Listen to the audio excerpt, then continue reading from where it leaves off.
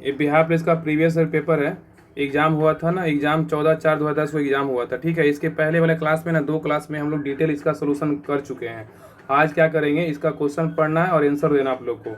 आज इसका quick revision कर लेते हैं। इसके अगर डिटेल क्लास देखना है तो जाकर चेक कीजिएगा, आपको मिल जाएगा इसका डिटेल क्लास। 2 क्लास में हम लोग 50-50 क्वेश्चन की तरह से जो है इसको कम्प्लीट किए हैं, पूरा डिटेल के साथ किए हैं। आज इसका क्यूक रिवीजन कर लेते हैं पूरा, एक से जो है ना 100 तक कर लेते हैं, पूरा याद हो जाएगा एक तरह से। पूरा क्यूक रिवीजन करेंगे तो पूरा एक तरह से जो है ना माइंड में सेट हो जाएगा। बाकी इसका डिटेल सोल्यूशन तो 2 दिन हम किए ही 2 क्लास में। तो चलिए बताइएगा, आंसर आप फटाफट दीजिएगा। क्वेश्चन नंबर 1 कह रहा है कि नंदी शब्द का पुल्लिंग रूप क्या है, बताइए। नंदी शब्द का पुल्लिंग रूप क्या है? नंदी शब्द का पुल्लिंग रूप क्या है? तो क्या है? तो नद है। क्या है? नद। याद रखिए, क्या है? नद है, याद रखिए। क्वेश्चन नंबर 2 पे आगे कह रहा है कि हाथों हाथ में कौन सा समास है, बताइए। हाथों हाथ में अव्ययीभाव समास है। क्या अव्ययीभाव समास है? सभी लोग जो है ना क्लास को लाइक कर दीजिए, शेयर कर दीजिए, हर ग्रुप में शेयर कर दीजिए, क्योंकि जितना रिवीजन कीजिएगा उतना ज़्यादा आपको फायदा होगा। बाकी डिटेल्स क्लास तो 2 दिन पहले ही अपलोड किया हुआ है, फर्स्ट क्लास सेकेंड क्लास। आज जो है ना 1 से लेकर 100 तक क्यूक रिवीजन करने वाले हैं। तो क्वेश्चन नंबर 2 कह रहा है कि हाथों हाथ में कौन सा समास है? तो अव्ययीभाव समास। इसका पीडीएफ अगर आपको चाहिए ना तो इसका टेलीग्राम चैनल पे ना इसको फुल पीडीएफ डाल चुके हैं। इसका लिंक डिस्क्रिप्शन में डाला हुआ है, तो लिंक पे क्लिक करके ज्वाइन कर लीजिए। टेस्ट ग्रुप और पीडीएफ ग्रुप, आपको पीडीएफ मिल जाएगा। आगे क्वेश्चन नंबर 3 पे कह रहा है कि जलज शब्द का अर्थ क्या है, बताइए। जलज शब्द का अर्थ बताइए। हाँ, जलज शब्द का अर्थ क्या है? तो जल में जन्म लेने वाला। कह रहा है कि जलज शब्द का अर्थ क्या है? तो जल में जन्म लेने वाला। आइए क्वेश्चन नंबर 4 पे कह रहा है, क्वेश्चन नंबर 4 कि निम्नलिखित विकल्पों में से तत्सम शब्द का चयन कर कीजिए, बताइए। क्या है? क्या है? तो एला है। क्या है? एला। कह रहा है कि निम्नलिखित विकल्पों में से तत्सम शब्द का चयन कीजिए, तो एला है। नेक्स्ट क्वेश्चन नंबर 5 पे कह रहा है कि निम्नलिखित में से कौन सा शब्द मोर का प्रवाची है, बताइए। मोर का प्रवाची कौन है? क्या है? तो सिक्खी है। मोर का प्रवाची बोलेगा तो कौन सा है? सिक्खी है। ठीक है, मोर का प्रवाची कौन कौन होता है? देखिए, शब्द बोलेगा प्रवाची। सिप्तांग होता है, सिखावल होता है, सरंग होता है, ध्वजी होता है, मेह प्रिय होता है, नत प्रिय। ये सभी जो है ना मोर का प्रवाची है। ये सभी डिटेल क्लास जो है ना इसके पहले हम लोग कर चुके हैं। आइए क्वेश्चन नंबर 6 पे आइए, कह रहा है कि निम्नलिखित विकल्पों में से तद्भव शब्द का चयन कीजिए, बताइए। इसमें क्या होगा? तो मुंह है। क्या है? मुंह है। तो कह रहा है कि निम्नलिखित विकल्पों में तद्भव शब्द का चयन कीजिए, तो मुंह क्या है? तद्भव शब्द है। ठीक है, तो मुंह का क्या होता है? तो मुख होता है तत्सम शब्द। और बगुला क्या है? तद्भव है, इसका तत्सम बोलेगा तो बक होता है। ठीक है, आगे आइए क्वेश्चन नंबर 7 पे आइए। क्वेश्चन नंबर 7 कह रहा है कि निम्नलिखित विकल्पों में से नग शब्द के लिए परिवाची शब्द चुनिए, बताइए। नग शब्द का परिवाची क्या होगा? नग का बोलेगा तो पर्वत होता है। ठीक है, पर्वत होता है। नग शब्द के लिए परिवाची शब्द क्या होगा? तो पर्वत होगा। पर्वत जो है ना शैल, पर्वत का पर्वत शैल, नग भूधर और पहाड़ गिरी इत्यादि। आगे क्वेश्चन नंबर 8 कर रहा है कि निम्नलिखित विकल्पों में से अतुल शब्द के लिए समानार्थी शब्द का चयन कीजिए। क्या होगा अतुल शब्द का? अतुल शब्द क्या होगा? अद्वितीय होगा। क्या होगा? अद्वितीय। कह रहा है कि निम्नलिखित विकल्पों में से अतुल शब्द के लिए समानार्थी शब्द का चयन कीजिए, तो अद्वितीय होगा। आगे आइए, नेक्स्ट कह रहा है कि निम्नलिखित विकल्पों में से ज्येष्ठ शब्द का सही विलोम शब्द चयन कीजिए। ज्येष्ठ का बताइए। क्या होगा ज्येष्ठ का? ज्येष्ठ क्या होगा? तो कनिष्ठ होगा। ज्येष्ठ क्या होगा? तो कनिष्ठ होगा। शब्द दिया हुआ है, विलोम दिया हुआ। देखिए यहाँ पे देखिए, ज्येष्ठ शब्द का बोलेगा तो कनिष्ठ होगा। अगर अग्रज का बोलेगा तो क्या होगा? अनुज होगा। और भविष्य का बोलेगा तो भूत होगा। और पूर्व का बोलेगा तो पश्चात, या मतलब बाद होता है तो पश्चिम होता है। ठीक है, आइए क्वेश्चन नंबर 10 पे कह रहा है कि निम्नलिखित विकल्पों में से कृपन शब्द का विपरीत शब्द कौन सा है, बताइए। कृपन का क्या हो? कृपन का, कृपन का बोलेगा तो दाता है। क्या है? कृपन का बोलेगा तो दाता है। क्या है? दाता। शब्द दिया हुआ, विपरीतक दिया हुआ। देखिए, कृपन का बोलेगा तो क्या होगा? दाता। ठीक है, दाता। साधु का बोलेगा तो पाखंडी होता है। तम का बोलेगा तो प्रकाश होता है। अकर्म का बोलेगा तो कर्म होता है। ये सब याद रखिएगा। आगे क्वेश्चन 11 कर रहा है कि निम्नलिखित में से कौन सा शब्द कमल का परिवाची शब्द है, बताइए। कमल का बोलेगा तो कमल का अरविंद है। क्या है? अरविंद। कमल का परिवाची शब्द कौन कौन होता है? तो जलज है, पंकज है, अरविंद है, अंबुज है, नीरज। ये सब क्या है? कमल का परिवाची शब्द है। आगे इंग्लिश का क्वेश्चन है, कह रहा है कि what is the correct abstract from the polite. क्या होगा इसका करेक्ट बोल, बताइए। एब्स्ट्रैक्ट क्या होगा? पोलाइटनेस होगा। क्या? पोलाइटनेस होगा। क्या है? पोलाइटनेस। पोलाइट मतलब कुशल होता है, पोलाइटनेस मतलब शिष्टता होता है। आइए 13 नंबर क्वेश्चन पे आइए। कह रहा है कि give the plural of his में क्या होगा? Give the plural of his, तो देयर होगा। हिज देयर होगा। क्या होगा? His there. नेक्स्ट है क्वेश्चन 14 कर रहा है, 14 से 15। यहाँ पे 14 से 2 क्वेश्चन दिया हो, 14 से 15 को देखना है। कह रहा है pick out the word which is the correctly speed. इसमें करेक्ट वर्ड कौन सा है? 14 का राइट आंसर क्या होगा? इमीडिएटली होगा। क्या होगा? इमीडिएटली जो है ना करेक्ट शब्द है, लेकिन सभी जो है ना गलत है। आगे 15 पे आइए। क्वेश्चन 15 का रहा है कि इसमें करेक्टली बताइए, इसमें करेक्टली कौन होगा? ए नंबर जो है ना बैगेजेज, बैगेजेज जो है ये शब्द जो है ना बिल्कुल सही है, बाकी सारा जो है तीनों ऑप्शन क्या है तो गलत है। ये तो मैथ का क्वेश्चन है, मैथ का क्वेश्चन आप लोग देख लीजिएगा, बना लीजिएगा। आगे बढ़ते हैं, आगे जीके जीएस पे आइए। मैथ, ये भी तक तो मैथ ही का दिया हुआ है ना, मैथ का क्वेश्चन नंबर। आगे आइए, क्वेश्चन ये भी मैथ का दिया हुआ है, आगे है, ये भी मैथ का ही क्वेश्चन है।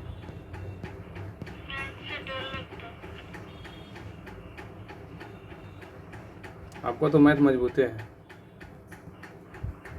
क्वेश्चन नंबर है 26 पे, 26 नंबर क्वेश्चन की वर्ष 1946 में निम्नलिखित में से कौन वित्त विभाग लेकर वायसराय को कार्यकारिणी परिषद में सम्मिलित हुआ था? बताइए क्या होगा? क्या है? तो लियाकत अली खान। क्या है? लियाकत अली खान। कह रहा है कि वर्ष 1946 में निम्नलिखित में से कौन वित्त विभाग लेकर वायसराय को कार्यकारिणी परिषद में सम्मिलित हुआ था? तो लियाकत अली खान। नेक्स्ट है वायसराय, इसका तो डिटेल पढ़ ही लिए आप, इसका क्वेश्चन आंसर कर रहे हैं ना सिर्फ। क्वेश्चन नंबर 27 कर रहा है कि निम्न में से कौन बौद्ध धर्म के महान संरक्षक थे? बताइए कौन थे बौद्ध धर्म के महान संरक्षक? ये थे, तीनों थे ना, अशोक थे, कनिष्क था और हर्षवर्धन। कह रहा है कि बौद्ध धर्म के महान संरक्षक कौन थे? तो अशोक, कनिष्क और हर्षवर्धन। नेक्स्ट क्वेश्चन पे आइए। कह रहा है क्वेश्चन नंबर 28 का रहा है, कह रहा है कि निम्नलिखित में से कौन royal commission of public services in India 1912 का सदस्य नहीं था? कौन नहीं था? बताइए। बाल गंगाधर तिलक नहीं थे, लेकिन वैलेंटाइन सिरोल थे, गोपाल सिंह गोखले थे, अब्दुल रहीम थे। कह रहा है कि निम्नलिखित में से कौन royal commission of public services in India 1912 का सदस्य नहीं था?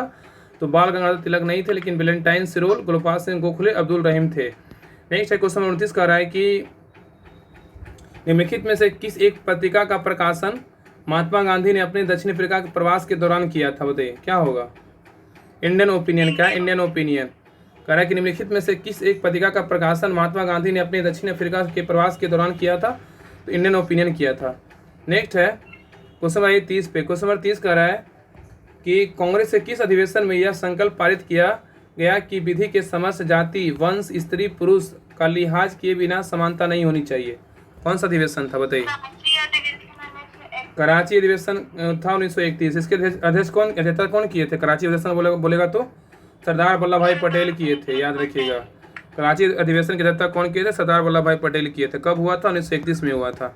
आगे क्वेश्चन नंबर आइए 31 पे। कह रहा है कि निम्न में से कौन सा सैंधव स्थल पंजाब में? बताइए कौन है? ये हड़प्पा, रहमान ढेरी, सरायखोला और जलीलपुर है, याद रखिएगा। तो कह रहा है कि इनमें से कौन सैंधव स्थल पंजाब में है? तो हड़प्पा, रहमान ढेरी, सरायखोला और जलीलपुर है। नेक्स्ट है क्वेश्चन नंबर 32 कह रहा है कि महान शहीद भगत सिंह, सुखदेव, राजगुरु को फांसी दी गई तब भारत का वायसराय कौन था? क्या होगा? ये था लॉर्ड इरविन। लॉर्ड इरविन था। कौन था? Lord Irwin. कह रहा है कि महान शहीद भगत सिंह, सुखदेव और राजगुरु को जब फांसी दी गई तब भारत का वायसराय कौन था? तो लॉर्ड इरविन था। क्वेश्चन नंबर 33 कह रहा है कि ब्रह्म समाज का संस्थापक कौन था? बताइए। राजा राम मोहन राय। कौन थे? राजा राम मोहन राय। कब किए थे? 1828 में स्थापना किए थे ब्रह्म समाज की स्थापना राजा राम मोहन राय ने। आगे नेक्स्ट क्वेश्चन पे कह रहा है कि गौतम बुद्ध कहाँ पैदा हुए थे? बताइए गौतम बुद्ध। बताइए। ये हुए थे लुम्बिनी, नेपाल में हुआ था। कहाँ थे? लुम्बिनी, नेपाल में हुए थे। ठीक है, याद रखिएगा। आगे है क्वेश्चन नंबर 25 कह रहा है कि बुद्धचरित्र के लेखक कौन था? बताइए बुद्धचरित्र के लेखक। अश्वघोष। कौन थे? अश्वघोष थे। बुद्धचरित्र के लेखक बोलेगा तो अश्वघोष है। हालांकि हरिसेन बोलेगा तो हरिसेन के लिए जो है ना पर्याय परिस्थिति बोले हरिसेन। बुद्धचरित्र का बोलेगा तो अश्वघोष। और महाविभाग सूत्र का बोलेगा तो वसुमित्र। अभिज्ञान संकुतलम, विक्रम वर्षियम और रघुवंशम बोलेगा तो कालिदास है। नेक्स्ट है क्वेश्चन नंबर 36 कह रहा है कि सिंधु घाटी के निवासियों को किस धातु का ज्ञान प्राप्त नहीं था? बताइए किसका नहीं था?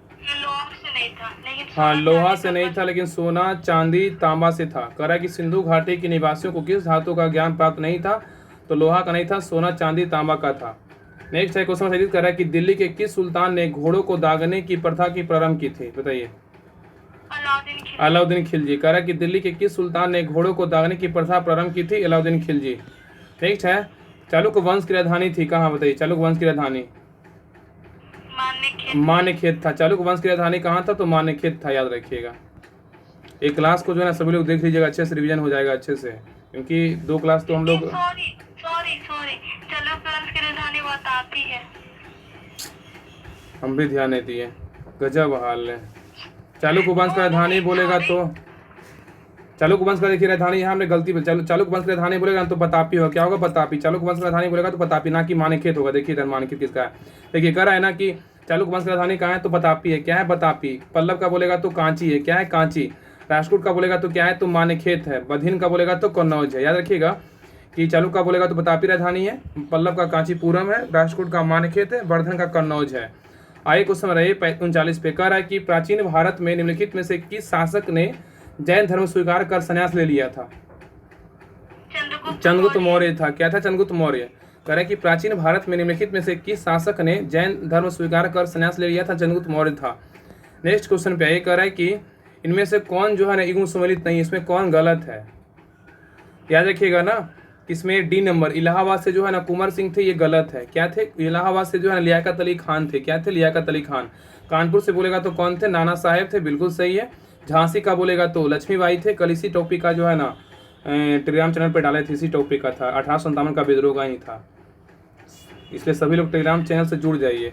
कानपुर से बोलेगा तो नाना साहेब, झांसी का बोले लक्ष्मीबाई, ग्वालियर से बोलेगा तो कौन थे? तात्या टोपे, इलाहाबाद से बोलेगा तो कौन थे? लियाकत अली खान थे। अब बिहार से बोलेगा तो कौन थे? बिहार से कुंवर सिंह थे। ठीक है, बिहार से कुंवर सिंह। तो कानपुर से नाना साहेब, झांसी से लक्ष्मीबाई, ग्वालियर से तात्या टोपे, इलाहाबाद से लियाकत अली खान, बिहार से कुंवर सिंह। बताइएगा। नेक्स्ट क्वेश्चन कराए ड्रेक्सन वर्ग किस देश का प्रसिद्ध पर्वत है? बताइए क्या होगा? दक्षिणी अफ्रीकी संघ का है। ड्रेकसन वर्ग जो है ना किस देश का एक प्रसिद्ध पर्वत है? दक्षिणी अफ्रीकी संघ का है। नेक्स्ट है कि अधिकतर भारतीय किस समूह में से हैं? बताइए अधिकतर भारतीय समूह किस?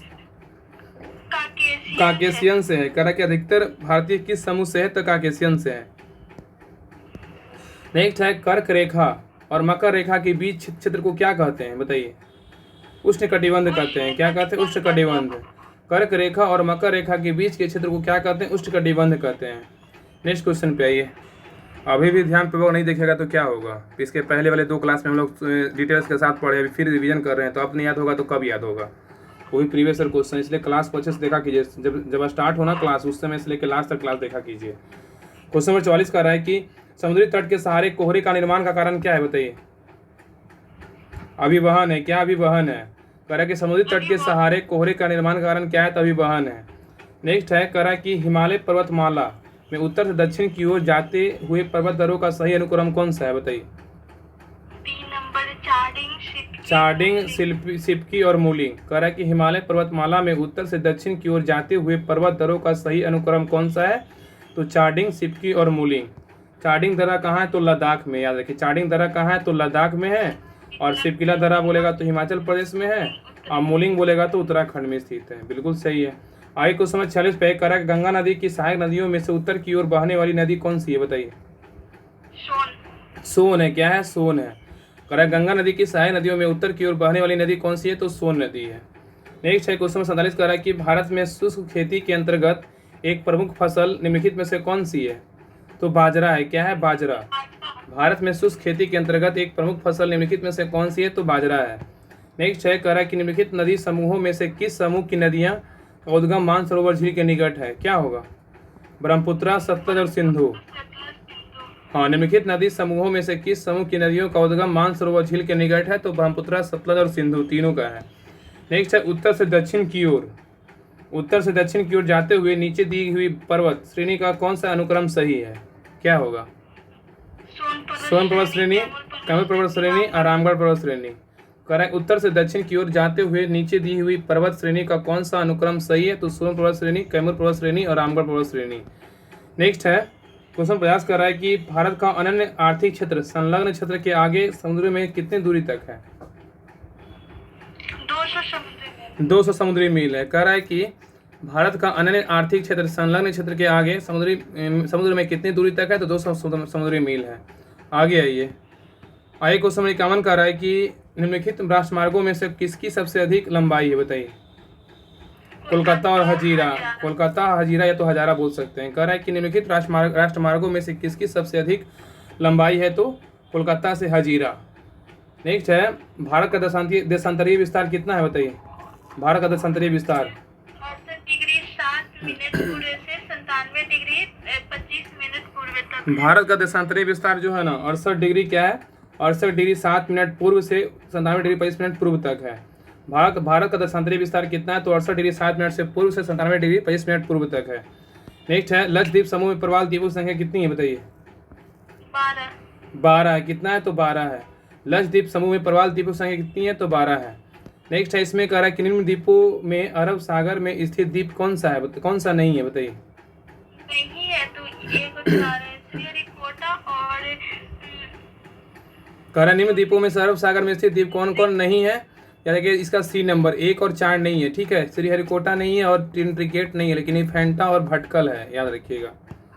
नेक्स्ट है 55 नंबर क्वेश्चन कह रहा है कि निम्नलिखित में से कौन सी नदी अरावली पर्वतमाला से निकलती है बताइए। कौन निकलता है, लूनी नदी निकलती है। कह रहा है कि निम्नलिखित में से कौन सी नदी अरावली पर्वतमाला से निकलती है, लूनी नदी निकलती है।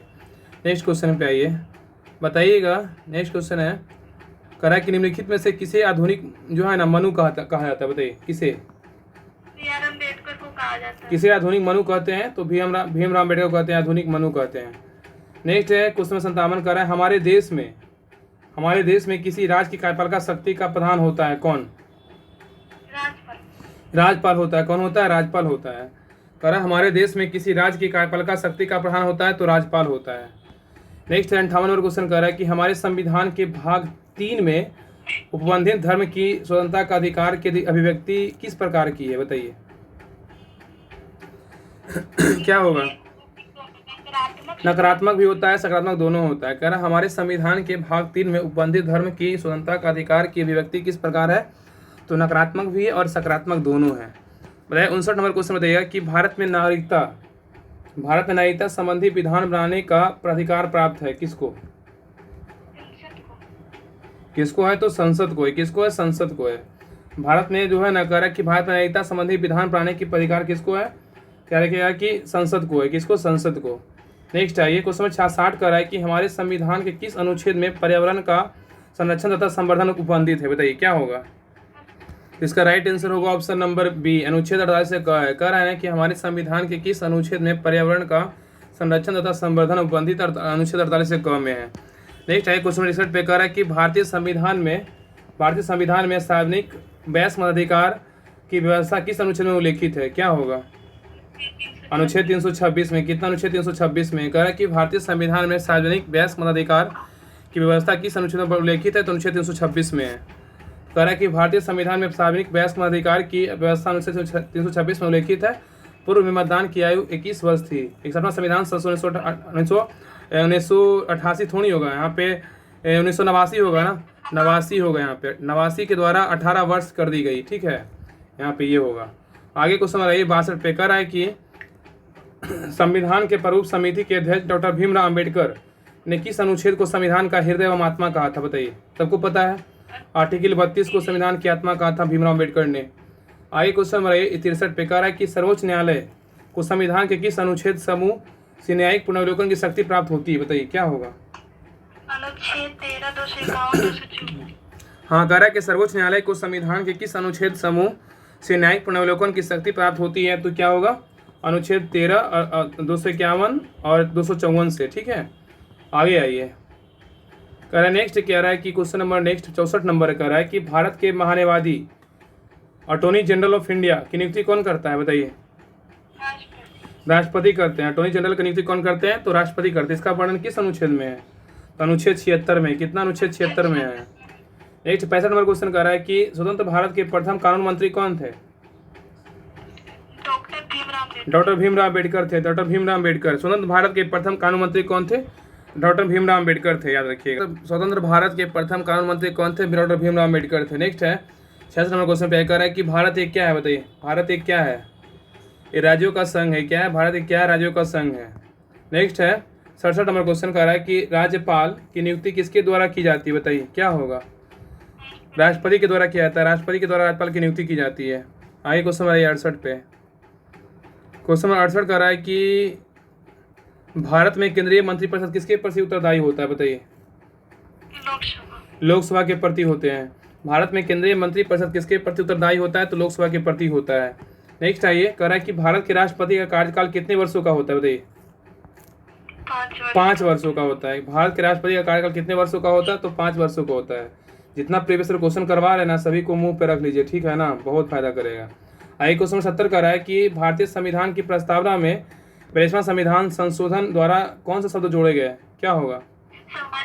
समाजवादी, पननिरपेक्ष, अखंडता सब जोड़ा गया। कह रहा है कि भारतीय संविधान की प्रस्तावना में 42वां संविधान संशोधन द्वारा कौन से शब्द जोड़े गए? समाजवादी, पननिरपेक्ष, अखंडता सब जोड़ा गया। नेक्स्ट है 71 नंबर, कह रहा है कि रेलवे प्लेटफॉर्म के किनारे खड़े बालक के सामने तेज गति से रेलगाड़ी के गुजरने पर बालक क्या होगा? गाड़ी की ओर गिर सकता है। रेलवे प्लेटफॉर्म के किनारे पर खड़े बालक के सामने तेज गति से रेलगाड़ी के गुजरने पर बालक क्या होगा?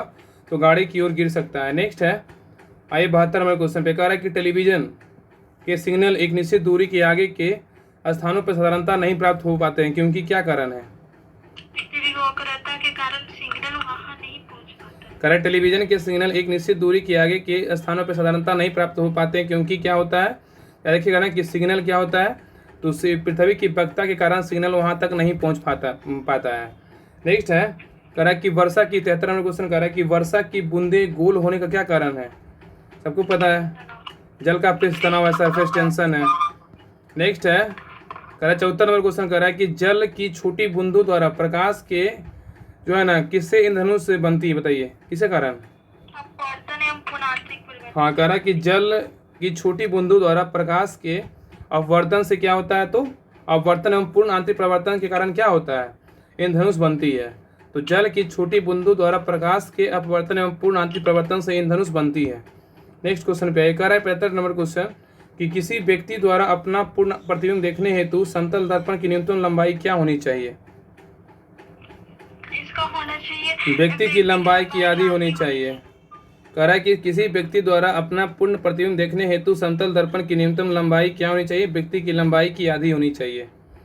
नेक्स्ट क्वेश्चन कह रहा है कि स्वतंत्र रूप से गिरने वाली वस्तु द्वारा तय की गई दूरी किसके अनुक्रमानुपाती होती है?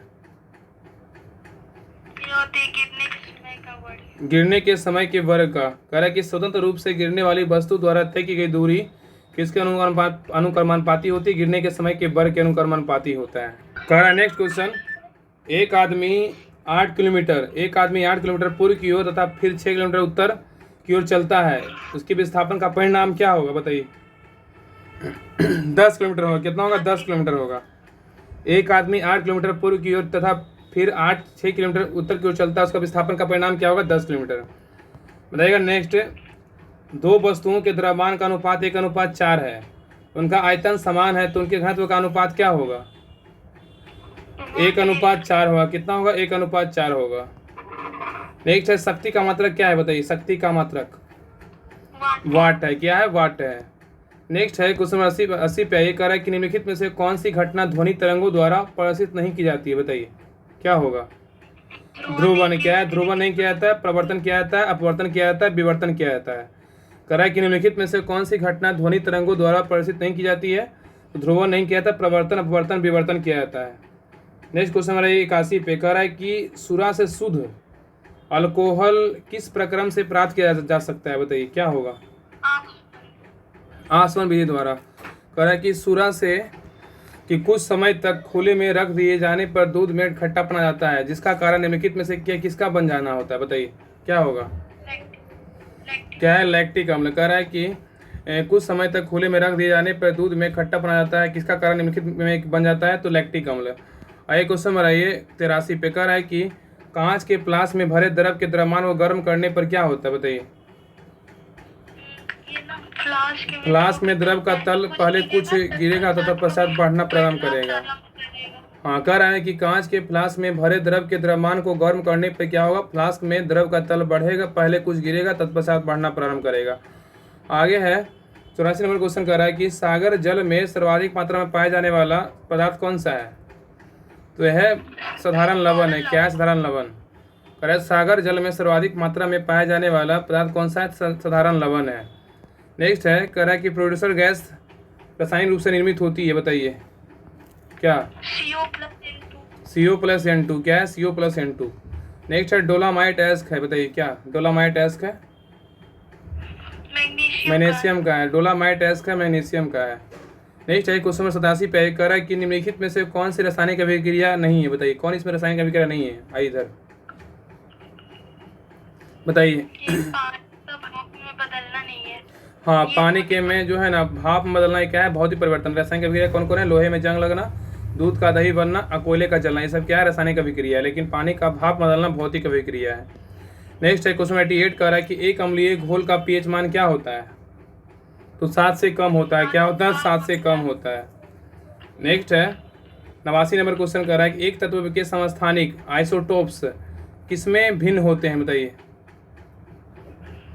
न्यूट्रॉन की संख्या में। क्या है? न्यूट्रॉन की संख्या में। कह रहा है एक तत्व के समस्थानिक आइसोटोप्स किसमें भिन्न होते हैं? न्यूट्रॉन की संख्या में। नेक्स्ट है 90 नंबर क्वेश्चन पे कह रहा है कि वायुमंडल में कार्बन डाइऑक्साइड की मात्रा का प्रतिशत कितना है? क्या होगा? 0.03% है। कह रहा है कि वायुमंडल में कार्बन डाइऑक्साइड की मात्रा का प्रतिशत कितना है? 0.03% है। नेक्स्ट 91 नंबर क्वेश्चन कह रहा है द्विनाम पत्ती बाइनोमियल नोमेनक्लेचर निम्नलिखित में से किससे संबंधित है? जीव का वैज्ञानिक नामकरण जिसमें 2 शब्द होते हैं। कह रहा है कि द्विनाम पत्ती किससे संबंधित है? जीव का वैज्ञानिक नामकरण जिसमें 2 शब्द होते हैं। नेक्स्ट क्वेश्चन नंबर आइए 92 पे कह रहा है कि निम्नलिखित में से कौन सा पादप रोग खनिज की कमी कारण होता है, बताइए क्या होगा? चुकंदर का केंद्र विगलन। कह रहा है कि निम्नलिखित में से कौन सा पादप रोग खनिज की कमी कारण होता है? चुकंदर का केंद्र में विगलन। नेक्स्ट क्वेश्चन पे आइए कह रहा है कि लिवरवर्ट है क्या? लिवरवर्ट